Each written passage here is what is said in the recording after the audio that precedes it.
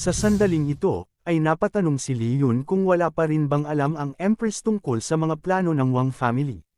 Kaya, dahil dito, ay tinanong niya sa kanyang sarili kung may silbi ba talaga ang kanyang mga tauhan, dahil parang sa nangyayari ay mas lalo lamang naguguluhan ang Empress. Kasunod nito, ay ngumiti si Li Yun kay Isabel at nagpaalam, sinasabing aalis muna siya sandali. Sinabi din niya na mas mabuting umuwi na muna si Isabel sa kanilang bahay dahil mapanganib na manatili sa labas ngayon. Kasabay nito, ay naisip niya na hindi niya maaasahan ang bagong Empress, kaya mas mabuti pa na siya na lamang ang kumilos. Samantala, nag-aalala namang tinanong ni Isabel si Li Yun kung saan siya pupunta ngayon, dahil gaya ng kanyang sinabi, ay mapanganib na manatili sa labas ngayon. Pinakalma naman siya ni Li Yun at sinabi na hindi niya kailangang mag-alala dahil hindi siya malalagay sa panganib. Sinabi din niya na sa kabilang direksyon siya magtutungo, kaya makakaasa siyang magiging ligtas siya. Dahil naman sa mga sinabing ito ni Li Yun, ay kumalma na si Isabel at pinayagan na siya sa kanyang gagawin. Kaya bago siya umalis, ay nagpaalam na siya sa dalawa at sinabing babalik din siya kaagad. Sa kabilang banda, habang pinagmamasdan ni Isabel ang papalayong si Li Yun, ay sinabi niya na ito ay isang ordinaryong tao lamang, kaya nag-aalala siya na baka makatagpo ito ng isang mapanganib na sitwasyon. Awkward namang ngumiti si Isabel at naisip kung tinatawag ba talaga niyang isang ordinaryong tao si Li Yun. Samantala, habang iniisip nila ito, ay biglang lumitaw si Shen sa harapan nila. At habang nakaakmang paprotektahan ang dalawa, ay sinabi niya, "Your Majesty, mag-ingat kayo. Ang baliw na babaeng ito ay nandito na. Ngunit huwag kayong mag-alala, tatawag ako ng tauhan natin para i-escort kayo palayo rito." Matapos namang makalapit sa kanila, ay sinabi ni Narin, ang bagong Empress ng Dagon ay mukhang matapang dahil mas pinili nitong manatili dito para mamatay. Kasabay nito, ay naisip niya, ganun pala ang nangyari. Ang Empress na ito ay inakit ang aming leader gamit ang kanyang kagandahan. Ngunit kapag napaslang ko na ito, ay babalik na rin siya sa kanyang katinuan. Sa kabila naman ng mga pagbabantang ito ni Narin, ay mapang-asar na sinabi ng Empress, hindi ba't kaya kami nananatili dito ay dahil masyado kang mahina, kaya hindi kami nakakaramdam ng panganib. Habang nanginginig naman sa pagkapikan si Narin dahil sa mga sinabing ito ni Isabel, ay gulat na napabulala si Li Zhu at tinanong si Isabel kung tama ba ang kanyang narinig, na siya ang bagong Empress. Dahil naman sa reaksyong ito ni Li Zhu, ay napatingin sa kanya si Isabel at sinabi, isekreto na lang muna natin ito, dahil hindi ko pa alam kung paano ko ito ipapaliwanag kay Li Yun. Sa kabilang banda, si Li Zhu na ngayon ay nanlalaki pa rin ang mga mata sa pagkagulat, ay naisip na dahil personal na pinuprotektahan ni Shen si Isabel, at tinawag pa niya itong Your Majesty, ay nagpapakita lamang na talagang si Isabel nga ang bagong Empress. At ang kanya namang landlord ay ang leader ng mga rebelde, at kasalukuyan silang naging mag-asawa. Pagkatapos maisip ito, ay napabuntong hininga siya at sinabi, nauunawaan na niya, na ang leader ng mga rebelde at ang bagong Empress ay matagal ng mag-asawa. Ngunit kasunod nito, ay bigla na naman siyang na-shock at sinabi sa sarili, nauunawaan mo ang puwet mo. Ano ba talaga ang nangyayari? Samantala, si Isabel ay may pagtataka pa ring tinitingnan si Li Zhu at iniisip kung tuluyan na bang nabaliw ang batang ito. Samantala, habang patuloy na tumatalon si Li Yun sa ibabaw ng mga bubong, ay sinabi niya sa kanyang sarili, matapos ang mahabang panahon, ay gagawin ko na ang dapat ginagawa ng isang rebelde, at iyon ay ang paghuhukay ng libingan. At pagsunog sa bangkay ng dating emperor hanggang sa maging abo ito. Idinagdag pa niya, dating emperor, huwag mo akong sisihin sa gagawin kong ito, dahil tumutulong lang ako para protektahan ang kabisera. Matapos namang makarating sa kanyang destinasyon, ay pinuri niya ang lugar at sinabi, ang libingan ng dating emperor ay kamangha-mangha, ingat. Kasabay nito, ay napansin din niya ang mga bangkay ng mga nagbabantay sa lugar na ito, kaya sinabi niya, mukhang ang patriarch ng Wang family ay nauna nang nakarating sa akin dito. Puti, mukhang hindi ako ang unang makakakuha ng bangkay ng dating emperor. Kasunod nito, ay pumasok na siya sa loob, at habang naglalakad siya sa pasilyo, ay sinabi niya, gaya ng inaasahan ko sa imperial family, ay gumagamit sila ng mamahaling fire crystals bilang pang-ilaw sa lugar na ito. Ngunit bakit walang nagbabantay dito para pigilan ako? Hindi kaya nakuha na nila ang kanilang pakay? Matapos namang sabihin ito, ay nakita niya ang ilang pintuan. At sa ibabaw ng isa sa mga ito, ay nakita niya ang pangalan ng dating emperor. Kaya nagsimula siyang mag-ipon ng kanyang kapangyarihan sa kanyang kamay at sinabing, dito pala nakabaon ang bastardong ito. Kasunod nito, ay isang malakas na pagsabog ang naganap na nagwasak ng pintuan ng libingan ng dating emperor. Matapos namang makapasok sa loob, ay sinabi niya, dating emperor. Marahil ay hindi mo inaasahan ito, pero nandito ako para hukayin, ay, hindi pala. Nandito ako para magsagawa ng archaeology sa lugar na ito. Ngunit matapos niyang sabihin ito, ay nagkaroon ng sandaling katahimikan. Dahil sa mga oras na iyon, ay nakita ni Leon ang patriarch ng Wang family, kaya nagtataka niyang tinanong, anong ginagawa mo dito? Hindi naman ito sinagot ng patriarch, at sa halip, ay sinabi niya, hindi ko inaasahan na ang isang katulad mo ay magiging tauhan ng bagong empress. Agad namang tumugon si Leon, paano ako naging tauhan ng isang baguhang empress? Para sa akin, siya ay isang walang kwentang tao, kaya hindi ako makikinig sa kanya. Tigilan mo na ang mga walang kwentang usapan at ibigay mo na sa akin ang pangkontrol sa Jade Seal, dahil malamang ay hindi mo pa ito napapagana. Agad namang inilabas ng patriarch ang pangkontrol sa Jade Seal at tinanong, ito ba ang tinutukoy mo? Kumuha na ako ng kanyang balat para subukan ito, ngunit walang nangyari. At nang malaman ng aking mga tauhan na nabigo ako, ay agad silang nagsitakas. Ngumiti naman si Leon sa kanyang kamalasan at sinabi, mukhang ang impormasyon na iyong nakuha ay fake news. Dahil ang katawan ng dating emperor ay walang silbi. Hindi naman nagalit ang patriarch at sa halip ay sinabi niya, tama ka. Marahil ay hindi ang dugo ng imperial family ang kailangan, dahil ang ginamit ng dating emperor para i-activate ang Jade Seal ay ang kanyang unique na susi ng imperial family, ang Dragon Key. Mukhang niluog talaga ng langit na ako ay mabaigo, dahil lahat ng aking mga pagpaplano ay napunta sa wala.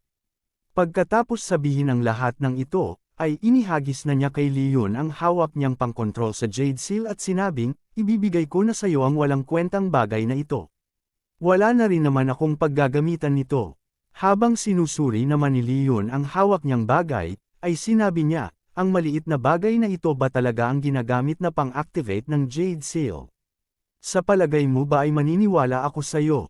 Ngunit habang sinasabi niya ito, ay biglang nagsimulang magliwanag ng gusto ang bagay na ito.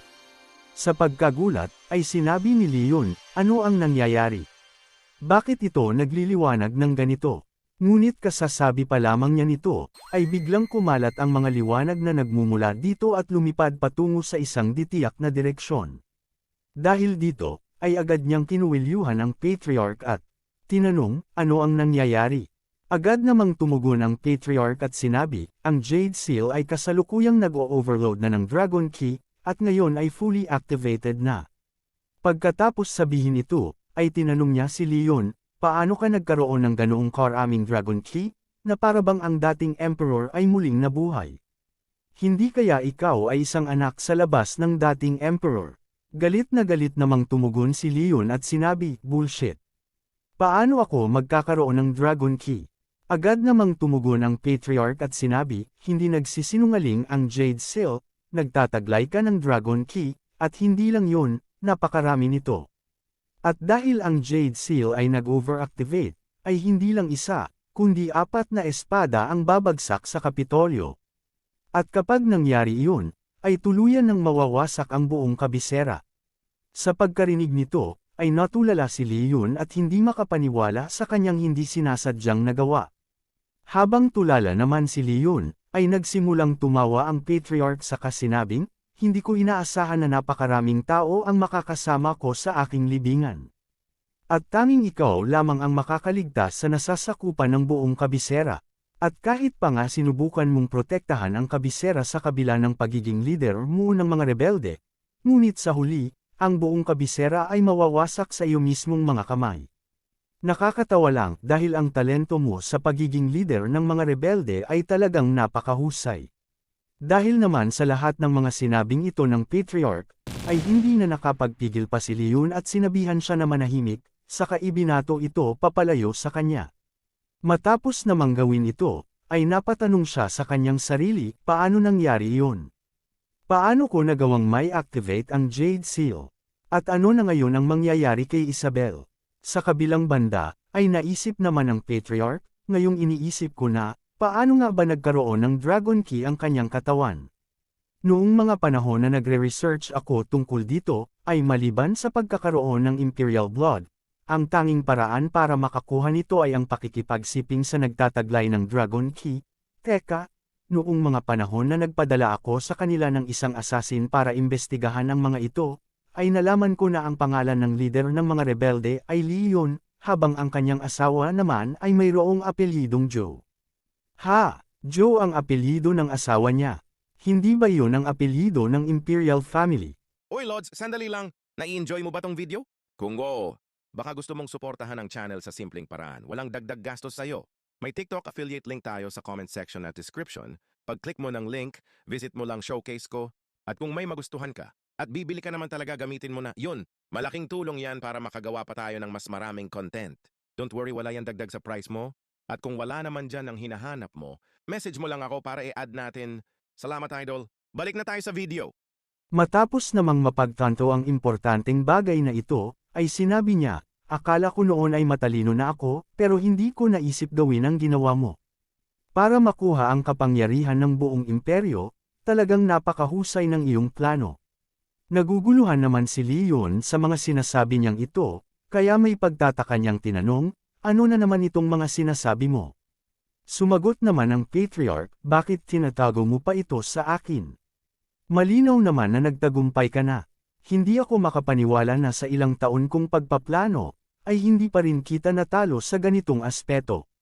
Kasunod nito, ay nag-thumbs up siya kay Leon at sinabing, ang pakasalan ng bagong Empress, talagang napakahusay nga ng planong iyon. Dahil sa paggawa nito, ay wala nang mas hihigit pa sa kapangyarihan mo. Naiinis namang sumagot si Leon at tinanong siya, nasisiraan ka na ba ng ulo? Ano na naman itong iyong sinasabi? Hindi naman nagalit ang Patriarch sa mga sinabi niyang ito, at sa halip, ay tinanong siya, bakit patuloy ka pa ring nagpapanggap? Naniniwala ako na para maisakatuparan ang plano mong ito, ay nangailangan ito ng napakalaking effort. Hindi naman makapagsalita si Leon dahil sa mga narinig niyang ito.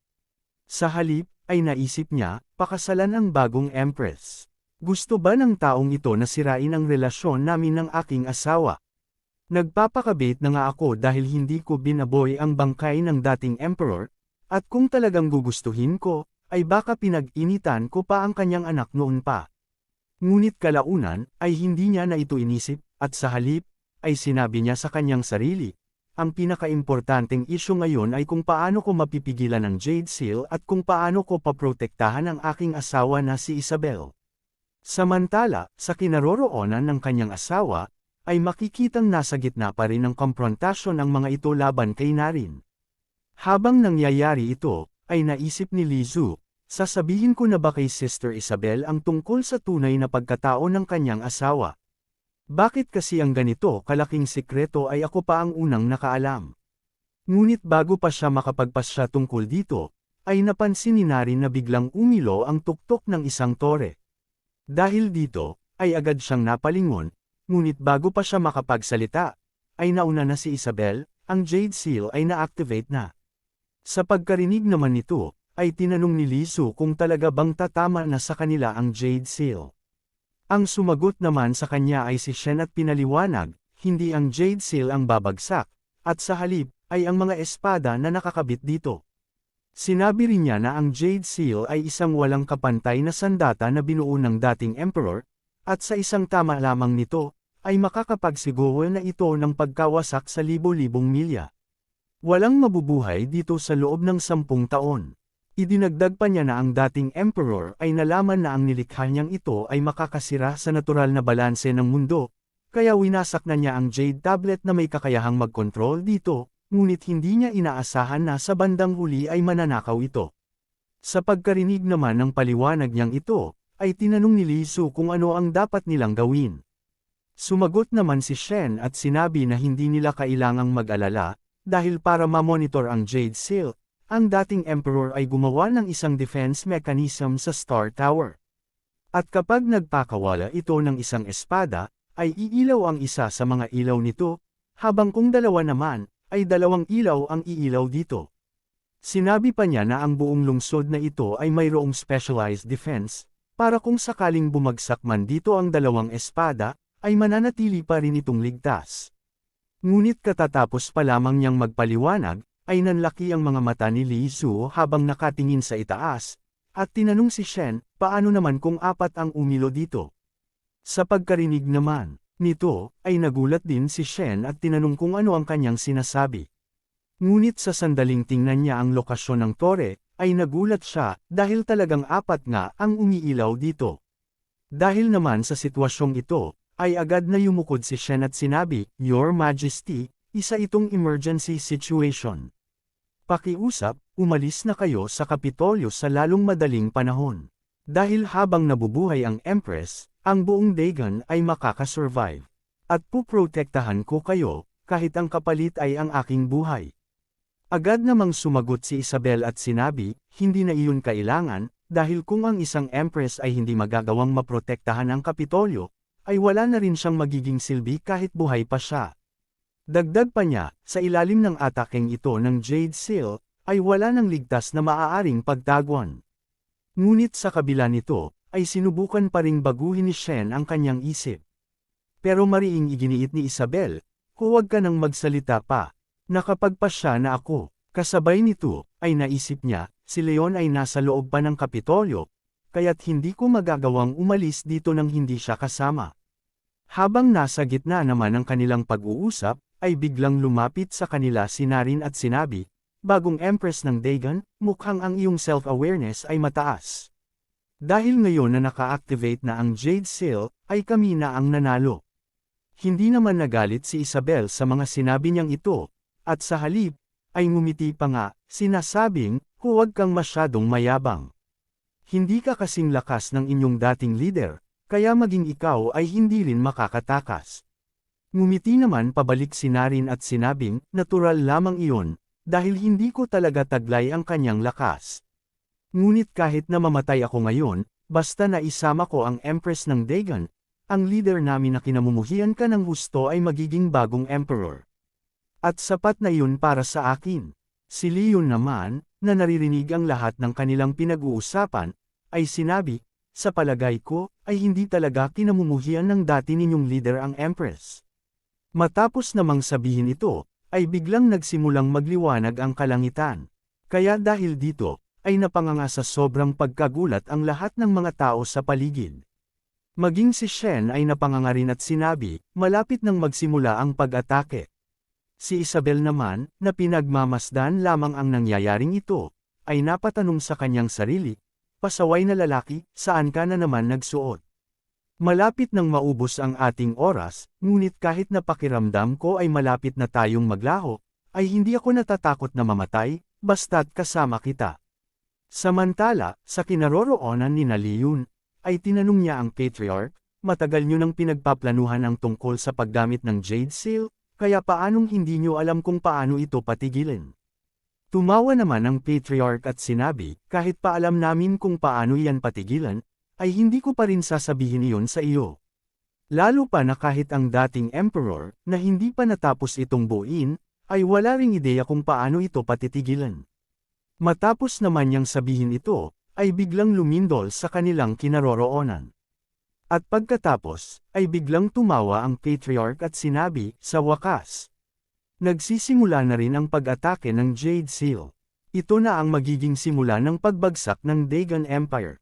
Samantala, si Leon, matapos marinig ang sinabi niya, ay sinabi sa kanyang sarili na kung magpapatuloy ito, ay baka hindi siya umabot para mailigtas ang kanyang asawa. Dahil dito, ay nagpasya si Leon at sinabi sa Patriarch, nakakapanghinayang, hindi kita mabubugbog ng husto ngayon. Sa pagkarinig naman nito, ay tinanong ng Patriarch, papatayin mo na ba ako? Ngumiti naman si Leon at sinabi, hindi pa, dahil may pakinabang ka pa. Naniniwala ako na hindi nyo makakayang buuin ng kayo lamang ang Jade Seal, kaya nakakasigurado ako na mayroon pang mas malaking tao na sumusuporta sa inyo. Kaya babalik ako para i-interrogate ka pa. Malakas namang tumawa ang patriarch at sinabi, babalik ka pa. Kahit gaano ka pa kalakas, hindi mo kayang madepensahan ang totoong lakas ng Jade Seal. At kung gagawin mo iyon, ay kasama kang mababaon sa pagkawasak ng Dagon Empire. Ngunit bago pa niya matapos ang kanyang pagyayabang, ay sumalubong sa kanyang mukha ang malakas na suntok ni Leon na nagpatanggal ng ilan sa kanyang mga ngipin. Matapos gawin ito, ay sinabi ni Leon, ang sinabi ko, ay wala akong oras para bugbugin ka, pero mayroon akong oras para sa isang suntok sa pangit mong mukha. Kasunod nito, ay nagsimula na siyang maglakad palabas at sinabing, hindi ba gusto mo na maging isang emperor? Kung ganoon, manatili ka na lang dito kasama ang dating emperor, at baka sa paggawa nito ay matupad na ang iyong pangarap. Pagkatapos, ay sinabi niya, kung tatakbo ako ng buong lakas, ay nakakasigurado ako na aabot ako, ngunit magdudulot iyon ng malaking kaguluhan, at pag nagkataon, ay malalantad na ang tunay kong pagkatao.